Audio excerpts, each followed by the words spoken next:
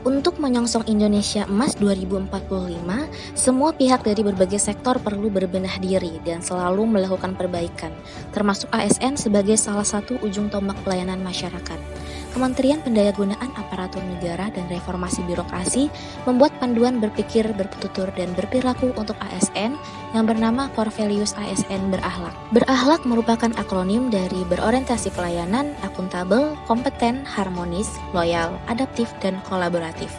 Tujuannya adalah untuk membentuk ASN yang berintegritas, profesional, netral, dan bebas dari intervensi politik, bersih dari praktik korupsi, kolusi, dan nepotisme, serta mampu menyelenggarakan pelayanan publik bagi masyarakat, dan mampu menjalankan peran sebagai unsur perekat persatuan dan kesatuan bangsa. Salah satu tokoh yang bisa menjadi contoh yang bisa merepresentasikan core values berakhlak adalah mantan Kapolri Jenderal Polisi Hugeng Iman Santoso.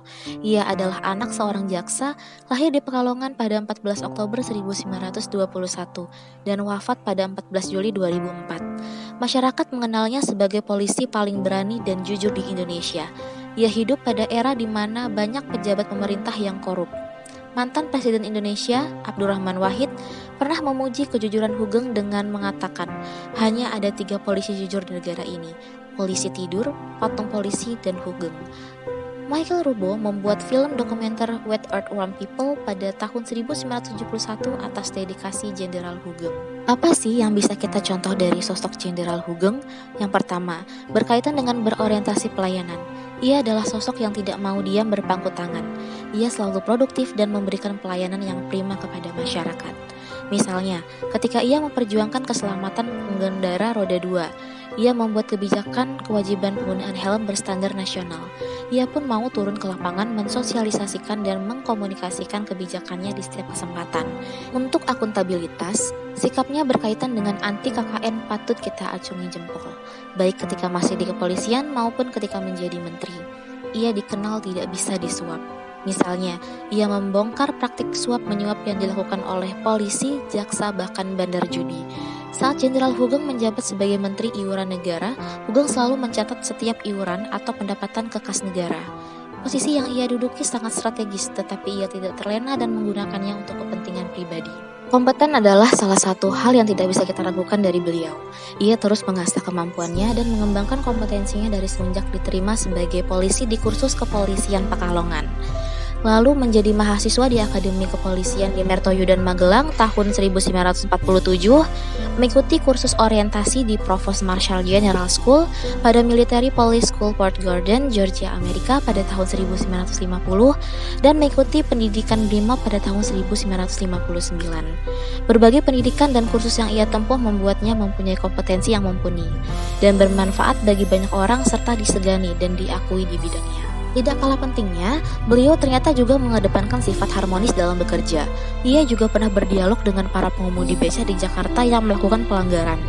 Dengan dialog yang sangat santun, pelanggaran itu direspon dengan mengumpulkan para pengemudi dan mengajak mereka membuat kesepakatan. Jika ia tidak mengedepankan sifat harmonis, maka ia sudah bertindak secara represif terhadap pelanggar aturan lalu lintas. Keloyalannya dalam mengabdi pada negara juga tidak perlu dipertanyakan. Pendirian sosok Hugeng yang loyal dan teguh terhadap bangsa negara dan profesinya membuatnya tidak berkompromi kepada para penjahat.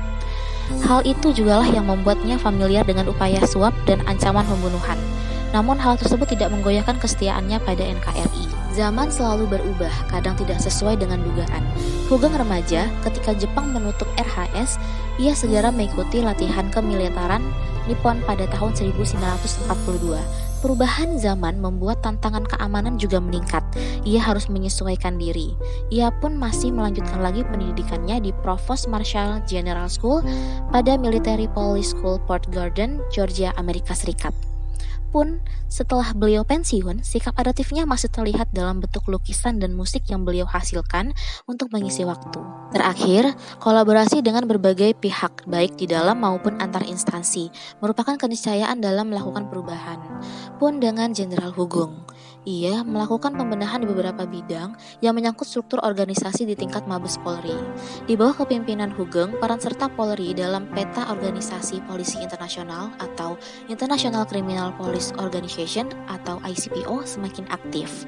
Hal itu ditandai dengan dibukanya Sekretariat Nasional Central Bureau atau NCB Interpol di Jakarta. Era kita ditandai dengan menghadapi keadaan lingkungan yang selalu berubah dan sulit diprediksi yang biasa disebut dengan VUCA. Volatility, uncertainty, complexity, dan ambiguity. Oleh karena itu, kita juga harus berubah dan berproses dengan lebih baik lagi.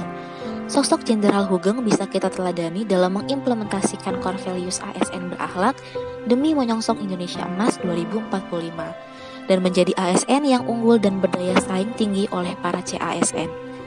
Hasil ditentukan oleh perilaku, perilaku ditentukan oleh praktik.